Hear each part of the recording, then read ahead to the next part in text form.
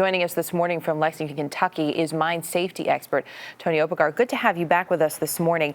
Talk a little bit for us, if you would. Seth just mentioned there are so many questions about the psychological toll. How much information do you think these 33 men have as to how long they could be in these dark, hot, humid conditions?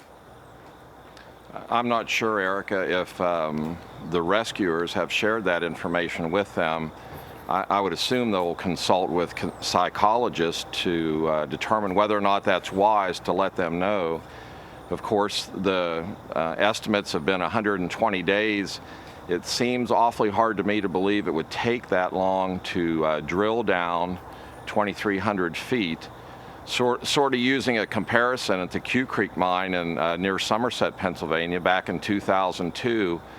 Those miners were trapped about 240 feet from the surface, and they were rescued in a little more than 3 days when MSHA, that's the Mine Safety and Health Administration, and the state of Pennsylvania drilled down and put a capsule down and brought those 9 miners up one at a time. So I'm hoping that estimate of 120 days is, it turns out to be a lot longer time than is needed. Hopefully that's a worst case scenario. How does this drilling operation work? Because obviously they have to be very careful that nothing else happens to compromise the situation these men are in.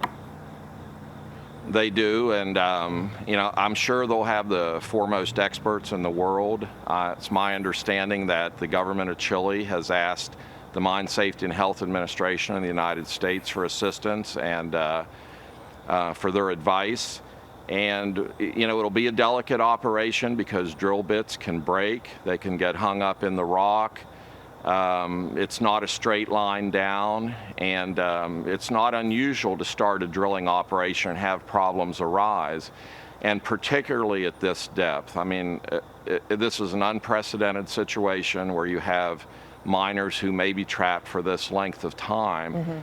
And once they drill down, let's assume they get down to the miners, they still have the problem of getting the miners to the surface.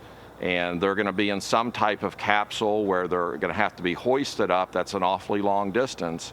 And just God forbid that anything would happen to miners while they're being hoisted up to the surface, because that would certainly be a major problem. It would. A lot of things to keep in mind this morning. Tony Oppegard, thanks for being with us.